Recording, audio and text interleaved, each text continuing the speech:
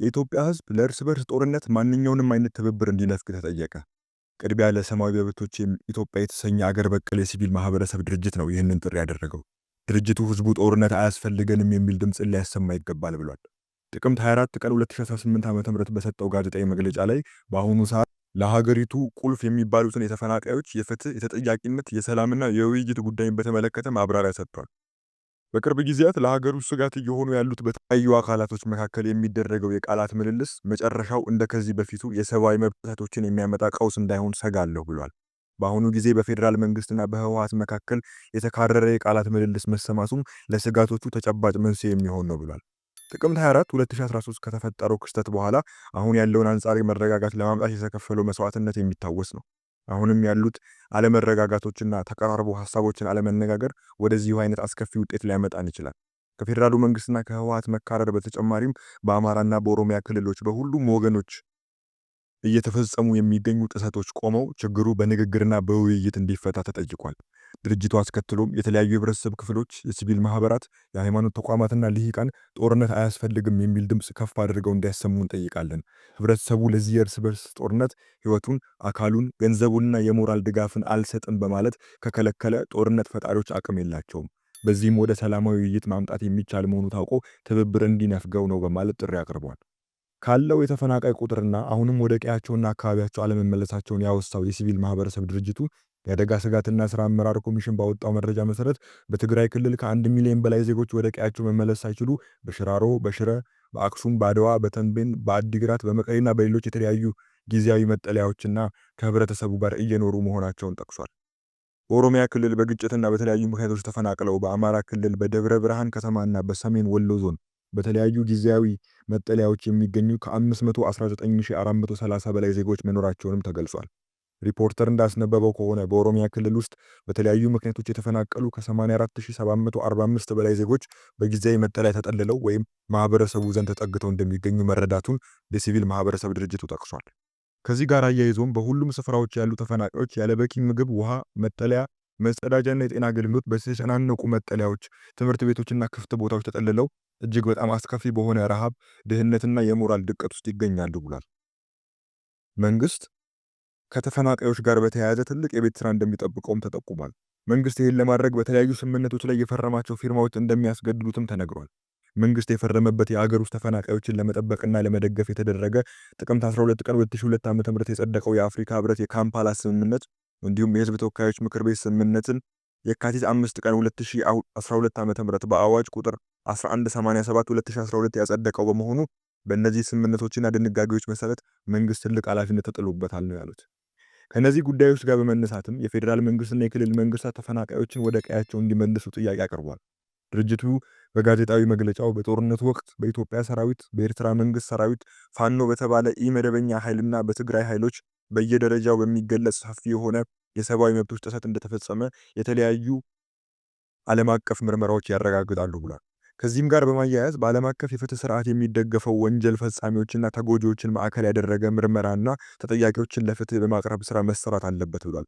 ከቀጣዩ ምርጫ ጋር በተያያዘም የተለያዩ ሁኔታዎች ይነሳሉ።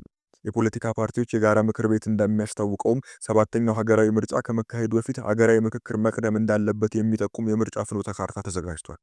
በጊዜያዊነት በወጣው የምርጫ ጊዜ ሰሌዳ ረቂቅ መሰረት 7ኛው ሀገራዊ ምርጫ ግንቦት 24 ቀን 2018 ዓ.ም ሊደረግ ታቅዷል። የፖለቲካ ፓርቲዎች የጋራ ምክር ቤት ደግሞ ከምርጫ በፊት ሀገራዊ ምክክር መቅደም አለበት በማለት ፍኖተ ካርታ አዘጋጅቷል። ይሄ ሁሉ ምርጫውን ውጤታማ ለማድረግና ከሚፈሩ ቀውሶች ለመከላከል ነው። ከዚህ ጉዳይ ወጣ እንበልና ሌላ ከሰሞኑ የብዙዎችን ትኩረት የሳበውን የባህር በር ጉዳይ እናንሳ። ለኢዜአ አስተያየታቸውን የሰጡ ምሁራን የባህር በር የማግኘት ጥያቄ ወቅታዊ፣ ጊዜው የሚያስገድደንና የዜጎች ሁሉ ቀዳሚ አጀንዳ ነው ብለዋል። ይሄ ሁሉም ጥያቄ ነው። የባህር በሩ አስፈላጊነት የማያከራከር ሆኖ ሳለ የተነሳበት ወቅትና ጊዜ ግን ጥያቄ የሚያስነሳ ነው። ምሁራኑ ግን ይህን አልተስማሙበትም። በአሻጥር ያጣነውን የባህር በር የማግኘት ጥያቄ ወቅታዊ፣ ጊዜው የሚያስገድደንና የዜጎች ሁሉ ቀዳሚ አጀንዳ ነው ሲሉ ገልጸዋል። የድሬዳዋ ዩኒቨርሲቲ ምሁሩ የባህር በር ጉዳይ የህልውናና ሀገርን የማስቀጠል ተቀዳሚ አጀንዳ ነው በማለት ተናግረዋል። ጠቅላይ ሚኒስትር ዶክተር አብይ አህመድ በህዝብ ተወካዮች ምክር ቤት መደበኛ ጉባኤ ላይ ተገኝተው የመንግስት አቋምና አቅጣጫዎች ላይ ማብራሪያ በሰጡበት ጊዜ ኢትዮጵያ የባህር በር እንድታጣ የተደረገበት መንገድና ውሳኔ ተፈትሾ ተጨባጭ ማስረጃ መታጣቱን ማንሳታቸው ይታወሳል። ኢዜአ ያነጋገራቸው የሶሻል አንትሮፖሎጂ መምህር ረዳት ፕሮፌሰር ተንሳይ ኃይሉ የባህር በር ጉዳይ ቀዳሚ አጀንዳችን ነው ብለዋል።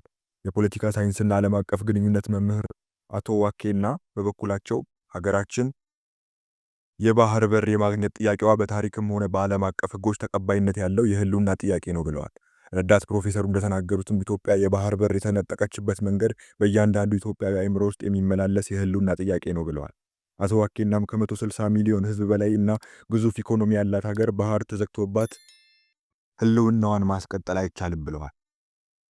ጠቅላይ ሚኒስትር ዶክተር አብይ አህመድ እንደተናገሩትም የኢትዮጵያ ሀብት የነበረው ቀይ ባህር ከዓመታት በፊት ተላልፎ ሲሰጥ በየትኛውም መንገድ በመንግስት የተፈረመ ሰነድ የሚሆን በህዝብ የተደረገ ውሳኔ ባለመኖሩ ሀገሪቱ ይህን ያጣችበት መንገድ ህጋዊነት የሌለው ነው። ይህ ጎደለ የተባለ ፍትህን ለማስተካከል ግን የሚወሰዱት እርምጃዎች አልጋ ባልጋ የሚሆኑ አይደሉም። በ21ኛው ክፍለ ዘመን የሚደረጉ የትኛውም ጦርነቶች ፊት ለፊት ከሚዋጉት ኃይሎች ጀርባ ያሉ እጀ ረዥም ኃይሎች የሚወስኗቸው ናቸው። የእኛም ሀገር ጉዳይ ከዚህ ብዙ አይለይም። በምስራቅ አፍሪካ ቀንድ ላይ የራሳቸውን ጥቅም ለማስከበር የሚመጡ ኃይሎች የታሰበውና የታቀደውን ነገር ሁሉ ሊያወሳስቡት ይችላሉ። ከቅርብ ጊዜያት ወዲህም የኢትዮጵያ መንግስት ኤርትራና ህወሓት እየተመሳጠሩብኝ ነው በማለት በተደጋጋሚ ሲከስ ይሰማል። የኢትዮጵያ መንግስት እንዳለው ባለፉት ጥቂት ወራት የህወሓት ኃይል ከሻዕቢያ ጋር እየሰራ እንደሆነና ለጦርነት እየተዘጋጀ እንደሆነ ማረጋገጫና ማስረጃ አለኝ ብሏል። ለተመድ የጸጥታው ምክር ቤት በውጭ ጉዳይ ሚኒስትር አማካኝነት ደብዳቤ ልኮ የነበረው የኢትዮጵያ መንግስት ኤርትራን እንደ ዋና የግጭቱ መነሻና ጠንሳሽ አድርጎ ከሷታል። የትግራይ ኃይሎችም የኢትዮጵያ መንግስትን በተደጋጋሚ ሲከሱ ይሰማል። ከሚከሱበት ምክንያቶች ዋነኛው ደግሞ የፌዴራሉ መንግስት የፕሪቶሪያ ስምምነትን እያከበረ አይደለም የሚል ነው። አዲስ ስታንዳርድ እንዳስነበበው ከሆነ በመቀሌ በተካሄደው 3067 ተሳታፊዎች በነበሩት ጉባኤ ላይ ብዙ ሐሳቦች ተነስተው አልፈዋል። ጉባኤው ለፌዴራሉ መንግስት ካስተላለፋቸው መልእክቶች አንዱ የህወሓትን ህጋዊ ሰውነት መልስልን የሚል ነው። ህወሓት በኢትዮጵያ ብሔራዊ ምርጫ ቦርድ አማካኝነት የህጋዊ ሰውነቱ እንደተቀማ የሚታወቅ ነው። ጉባኤው እንዳለውም ይህንን ማድረግ የተስማማነውን የሰላም ስምምነት ለማስከበር ቁልፍ እርምጃ ነው። በኢትዮጵያ በተለያዩ አካባቢዎች እየደረሰ ያለውን ሞትና እንግልትም የፌዴራሉ መንግስት እውቅና ሰጥቶ መፍትሄ እንዲያመጣ ተጠይቋል። የትግራይ ህዝብና እኛ የጉባኤው ተሳታፊዎች ለሁሉም አለመግባባት መፍትሄው ጠመንጃ ሳይሆን ዘላቂ ሰላም የሚመጣው በመነጋገርና በመወያየት መሆኑን እናምናለን ብለዋል። ስብሰባውን የከፈቱት የትግራይ ጊዜያዊ አስተዳደር ፕሬዝዳንት ሌተናል ጄኔራል ታደሰ ወረደ ህወሓት ዳግም ህጋዊ ፓርቲነቱ እንዲረጋገጥ ያላቸውን ፍላጎት ተናግረዋል። ጄኔራሉ እንዳለውም ህወሓት ሊጠፋም ሊኖርም የሚችለው በራሱና በአባሎቹ ነው። ይህንን ለዘመናት የቆየና ትልቅ ታሪክ ያለው የፖለቲካ ፓርቲን ለማስቀጠል ትልቅ ኃላፊነት አለብንም ብለዋል።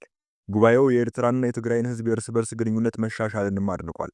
የኤርትራና የትግራይ ህዝብ አብሮ በመስራት ሊደርስ የሚችል ሌላ አስከፊ ጦርነት መከላከል አለብንም ብለዋል። ከኢትዮጵያ ከተለያዩ ወገኖችን ከሰላምታዎች መበራከታቸው ለመረጋጋትና ነገሮችን አተኩሮ ዘላቂ መፍትሄ ለመስጠት አዳጋች እያደረጉብን ነው። የተሰሩ ስህተቶች በድጋሚ እየተሰሩ ነው። ትላንት የመታን እንቅፋት ዛሬም ደግሞ እየመታን ነው። ሀገሪቷን ወደ ተሻለ ሰላምና መረጋጋት ለማምራት አሁንም ህዝቡ፣ ታጣቂዎች፣ መንግስትና ተፎካካሪ ፓርቲዎች ትልቅ ኃላፊነት አለባቸው።